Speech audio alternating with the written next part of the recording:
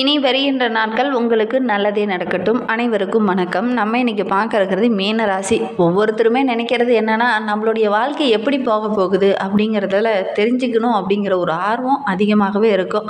இது ஒவ்வொரு ஜாதகருமே இதற்காக தான் ஜோதிடம் பார்க்குறவங்களா பெரும்பாலும் இருப்பாங்க. சரி, நம்மளுடைய மீன ராசிக்கு பார்த்திங்கன்னா ராசி அதிபதி குரு பகவான் காலபுருஷர்களின் அங்க அமைப்பில் 2 பாதங்களையும் குறிக்கக்கூடிய 4வது உபராசி இந்த மீனராசி. இந்த மீன ராசிக்காரர்களுக்கு இந்த மீனராசியில் உள்ள நட்சத்திரங்களை பார்த்திங்கன்னா பூரட்டாதி, உத்திரட்டாதி, ரேவதி இந்த நட்சத்திரங்கள்லாம் இந்த மீனராசியில் அடங்கும். அப்படிங்கிறதுனால எப்பவுமே உங்கள் பக்கம் கொஞ்சம் அதிர்ஷ்ட காற்று வீசிக்கிட்டே தான் இருக்கும். ஏன்னா குருவோட ஆதிக்கத்தில் பிறந்தவங்க, அதனால் எப்பவுமே கொஞ்சம் அதிர்ஷ்ட காற்று உங்கள் பக்கம் இருக்கும். எப்பவுமே கற்பனை உலகில் மிதக்கக்கூடியவங்க அப்படின்னு இந்த மீனராசி என்பர்களை பொதுவாக சொல்லுவாங்க. அதே மாதிரி இலகிய மனம், இதுதான் இவங்கக்கிட்ட இருக்கிற நெகட்டிவே. எல்லாருக்கும் உதவி செய்யணும், யாருக்காவது ஏதாவது பிரச்சனை அப்படின்னா உடனே போய் முதல் ஆளாக நிற்கக்கூடியவங்க. திறமையும் தன்னம்பிக்கையும் உள்ள ஒரு நபராக இவங்க இருப்பாங்க. இருந்தாலும் இந்த பிரச்சனை அப்படின்னு போய் உதவுவாங்க பார்த்தியா, அது பெரும்பாலும் பார்த்திங்கன்னா இவங்களுக்கு சாதகமாக அமையாது, பாதகமாக தான் அதிகம் அமையக்கூடிய சூழ்நிலை இருக்குது. மற்றவங்களுக்கு வர சுக துக்கத்தை கூட தனக்கு வந்தது அப்படின்னு நினச்சி வாழக்கூடியவங்க. எந்த ஒரு விஷயத்தையுமே தன்னால் உள்ளுக்குள்ளே மறைத்து வைத்துக்க மாட்டாங்க. எல்லாத்தையுமே வெளிப்படையாக பேசக்கூடியவங்களாக அவங்க இருப்பாங்க. சமயத்திற்கு ஏற்றாற் போல் மாறும் குணமுடையவங்களாக இந்த மீனராசி அன்பர்கள் இருப்பாங்க. சரி, இவங்களுடைய இயல்பான குணங்கள் பெரும்பாலும் இந்த மாதிரி தான் இருக்கும். நீங்கள் பார்த்த உறவுகள் வகையிலையோ அல்லது நண்பர்கள் வகையிலையோ மீனராசி அன்பர்கள் இருக்காங்க அப்படின்னா அவங்களுடைய குண அதிசயங்களும் இந்த மாதிரி தான் இருக்கா அப்படிங்கிறத மறக்காமல் எங்களுடைய கமெண்ட் பாக்ஸில் தெரிவிங்க. சரி, வாங்க நம்மளுடைய மீனராசி அன்பர்களுக்கு வருகின்ற நாட்கள் எப்படி அமைந்திருக்கு அப்படிங்கிறத பார்க்கலாம். நீங்கள் இப்போ தான் ஃபஸ்ட் டைமாக நம்ம சேனலை பார்க்குறதா இருந்தால் நம்ம சேனலை சப்ஸ்கிரைப் பண்ணிவிட்டு கூடவே இருக்கிற பெல் ஐக்கனையும் கிளிக் பண்ணிக்கோங்க. அப்போ தான் நாங்கள் போடுற ஒவ்வொரு வீடியோவுமே உங்களுக்கு நோட்டிஃபிகேஷனாக வரும்.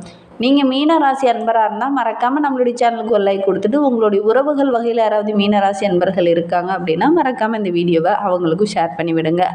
மீனராசியில் நீங்கள் எந்த நட்சத்திரத்தில் பிறந்தீங்க அப்படிங்கிறத எங்களுடைய கமெண்ட் பாக்ஸில் தெரிவிங்க. அதே மாதிரி உங்களுடைய இஷ்ட தெய்வ பெயர் என்ன அப்படிங்கிறதையும் கமெண்டில் தெரிவிங்க. ஜோதிட ரீதியாக ஏதாவது சந்தேகம் இருக்குது அப்படின்னா டிஸ்கிரிப்ஷனில் நம்பர் கொடுத்துருக்கேன், அந்த நம்பருக்கு கான்டாக்ட் பண்ணி முன்பதிவு செய்துக்கோங்க. மீன ராசிக்கு வருகின்ற நாட்கள் எப்படி அமைந்திருக்கு அப்படிங்கிறத பார்க்கலாம். ஏன்னா வருகின்ற நாட்களில் கிரகநிலை மாற்றத்தால் நிறைய பாதிப்புகளை நீங்கள் சந்தித்தாலும் கூட இந்த வாரத்தில் நிறைய நன்மைகள் நடைபெறக்கூடிய ஒரு வாரமாக அமைந்திருக்கு அப்படின்னே சொல்லலாம். எல்லா வேலையும் சரியான பிளான் செய்து இந்த டைமு செய்து முடிப்பீங்க. அதனால் திட்டமிட்ட ஒவ்வொரு வேலையும் கரெக்டான டைமில் செய்து முடிப்பீங்க. இதனால் மேல் அதிகாரிக்கிட்ட ஒரு நல்ல பெயர் கிடைக்கக்கூடிய யோகம் இருக்குது. வெளியில் எங்கேயாவது நீண்ட தூரம் பயணம் செல்லக்கூடிய ஒரு யோகமும் இந்த மீனராசி என்பர்களுக்கு வருகின்ற வாரத்தில் அமையும். அந்த பயணங்கள் எல்லாமே உங்களுக்கு நன்மை தர மாதிரி தான் அமையும். உடலில் சின்ன சின்ன பிரச்சனைகள் உபாதைகள் ஏற்படக்கூடிய சூழ்நிலை இருக்குது, கொஞ்சம் கவனமாக இருக்கிறது நல்லது. பயணங்கள் கொஞ்சம் அலைச்சலாக இருந்தாலும் கூட உடல் ஆரோக்கியத்தில் கவனமாக இருக்கிறது நல்லது. இருந்தாலும் காலகட்டத்தில் ரொம்ப கவனமாக இருக்கணும். வாழ்க்கைக்கு என்ன தேவையோ அதற்காக கொஞ்சம் போராட வேண்டிய ஒரு சூழ்நிலையும் இந்த டைமு அமைந்துடும். அடுத்தவங்களுடைய பேச்சை அலட்சியப்படுத்தாதீங்க. இந்த காலகட்டத்தில் மற்றவங்க கிட்ட ஒவ்வொரு விஷயத்துலையும் கொஞ்சம் ஆலோசனை கேளுங்க. அவசர முடிவு எடுத்தீங்க அப்படின்னா சின்ன சின்ன பிரச்சனைகளை சந்திக்க வேண்டிய ஒரு சூழ்நிலை இருக்குது. அதனால் முடிந்த அளவுக்கு மற்றவங்களுடைய பேச்சை ஒரு அலட்சியமாக நினைக்க வேண்டாம். அனுபவசாலி இருக்காங்க அப்படின்னா அவங்களுடைய பேச்செல்லாம் கொஞ்சம் கேளுங்க. பெரிய அளவில் வெற்றி கிடைக்கலனாலும் ஓரளவுக்கு நன்மை நிறைந்த நாட்களாக வருகின்ற வாரம் உங்களுக்கு அமைந்திருக்கு. வேலை செய்கிற இடத்துல கூட சக ஊழியர்கிட்ட பேசும்போதும் பழகும்போதும் கொஞ்சம் எச்சரிக்கையாக இருங்க. அதே மாதிரி சக ஊழியரை முழுசாக நம்ப வேண்டாம். உங்களுடைய வேலையை நீங்கள் கரெக்டாக செஞ்சுருங்க. உங்களுடைய பொறுப்புகளை நீங்கள் கரெக்டாக செய்யுங்க. அடுத்தவங்களை நம்பி எந்த ஒரு பொறுப்பையுமே இந்த காலகட்டத்தில் இந்த மீனராசி என்பர்கள் ஒப்படைக்க வேண்டாம். வாழ்க்கை துணைக்கிட்ட பேசும்போது பொய் பேச வேண்டாம். மாணவர்களை பொறுத்தவரையிலும் கல்வியில் கொஞ்சம் கூடுதலாக கவனம் செலுத்தி படிச்சுட்டு வாங்க. அதே மாதிரி மாணவர்கள் எதிர்காலத்திற்காக கொஞ்சம் அன்னன்னைக்கு கொடுக்குற பாடத்தை அன்னன்னைக்கு கொஞ்சம் படிக்கிறது நல்லது. நாளைக்கு படிச்சுக்கலாம் அப்படின்னு விட்டீங்க அப்படின்னா உங்களால் கரெக்டாக படிக்க முடியாது. கடைசி நேரத்தில் பிரச்சனையாக முடிந்துடும். அதனால் முடிந்த அளவுக்கு அன்னன்னைக்கு கொடுக்குற பாடங்களை அன்னன்னைக்கே படிக்கிறது நல்லது. இந்த மீனராசி அன்பர்கள் வருகின்ற நாட்கள் இன்னும் சிறப்பாக இருக்கிறதுக்கு முருக வழிபாடு நல்ல ஒரு பலனை தரும். அதனால் முருகன் வழிபாட்டை தொடர்ந்து செஞ்சுட்டு வாங்க. இந்த காலகட்டத்தில் நம்மளுடைய மீனராசி அன்பர்களை பொறுத்தவரையிலும் மிகுந்த கஷ்டங்கள்லையும் நிறைய நன்மைகளை இந்த டைம் எதிர்பார்க்கலாம் அப்படின்னே சொல்லலாம். மீனராசிக்காரர்களுக்கு ஏற்பட்ட அந்த பரிவர்த்தனை யோகம் நல்ல ஒரு பலனை பெற்றுத்தரும். இந்த துன்பங்கள் கொஞ்சம் கொஞ்சமாக குறையும். அதே மாதிரி பரிவர்த்தனை யோகத்தால் ராசியில் குரு இருக்கிறார், ரொம்ப பலமாக இருக்கிறார். அதுவும் ரிஷபத்தில் இருந்து 7ஆம் இடமான கன்னியை பார்ப்பதனால 9ஆம் இடமான பாக்கியஸ்தானத்தை பார்த்தாலும் பார்வை ரொம்ப பலமாக இருக்குது. வேலை செய்கிற இடத்துல நல்ல ஒரு பெயர் கிடைக்கக்கூடிய யோகம் இருக்குது. வருகின்ற கஷ்டங்கள் எல்லாமே ஓரளவுக்கு பனி போல விலகிறோம் அப்படின்னே சொல்லலாம். ஆடை ஆபரணங்கள் வாங்கக்கூடிய யோகம் இந்த மீனராசி என்பர்களுக்கு வருகின்ற வாரத்தில் அமையும். தொழிலில் வியாபாரத்துலலாம் நல்ல ஒரு முன்னேற்றத்தை வருகின்ற நாட்களில் எதிர்பார்க்கலாம். தெய்வ தரிசனம், ஆன்மீக தலங்களுக்கு சென்று வரக்கூடிய யோகம் இருக்குது. உங்களுக்கு சாதகமாக இருக்கிறதுனால பத்திரிகை, தகவல் தொழில்நுட்பத்துறையில் இருக்கிறவங்களுக்கெல்லாம் நல்ல ஒரு வாய்ப்பு இந்த டைமு கிடைக்கும் அப்படின்னே சொல்லலாம். தற்போது நம்மளுடைய மீன ராசிக்கு 4ல் வக்ரகமாகும் செவ்வாயால் வார பிற்பகுதியில் கடகத்தில் நீச்சமாக இருக்கிறார். குடும்பஸ்தானத்திற்கு பாக்கியஸ்தானத்திற்கும் உரியவர் செவ்வாய். வலிமை குறைவது அவ்வளவு நல்லதல்ல. வருமானத்தை விட செலவுகள் கொஞ்சம் அதிகரிக்கும். சகோதரர்களால் சின்ன சின்ன பிரச்சனைகள் வரலாம், அல்லது சகோதரர்களால் ஏதாவது சின்ன சின்ன வாக்குவாதம் வரக்கூடிய சூழ்நிலை இருக்குது. கவனமாக இருங்க. உடன் பிறந்தவங்ககிட்ட பேசும்போது கொஞ்சம் கவனமாக பேசுங்க. தடிமனான வார்த்தைகளை இந்த காலகட்டத்தில் நீங்கள் பயன்படுத்த வேண்டாம். ராசியில் பூரட்டாதி 4ஆம் பாதத்தில் பிறந்தவங்களுக்கு வருகின்ற நாட்களில் ஜென்ம ராசிக்குள்ள சூரியன், ராகு, புதன், சுக்கிரன் என கிரக நிலைகள் சஞ்சாரம் செய்கிறதுனால சின்ன சின்ன தடுமாற்றம் ஏற்படும். ஒரு சிலருக்கெல்லாம் மனக்குழப்பம் ஏற்படக்கூடிய சூழ்நிலை இருக்குது. விரயஸ்தானத்தில் சனி பகவான் சஞ்சரிக்கிறதுனால எதிர்பாராமல் திடீர்னு செலவுகள் வரும். கொஞ்சம் திக்குமுக்காட வைக்கும். கவனமாக இருக்கிறது நல்லது. குடும்பத்தில் நல்ல ஒரு சுமூகமான நிலை இருந்தாலும் கூட நீங்கள் இந்த டைமு தடிமனான வார்த்தைகள் பேசக்கூடிய சூழ்நிலை இருக்குது. கவனமாக இருக்கிறது நல்லது.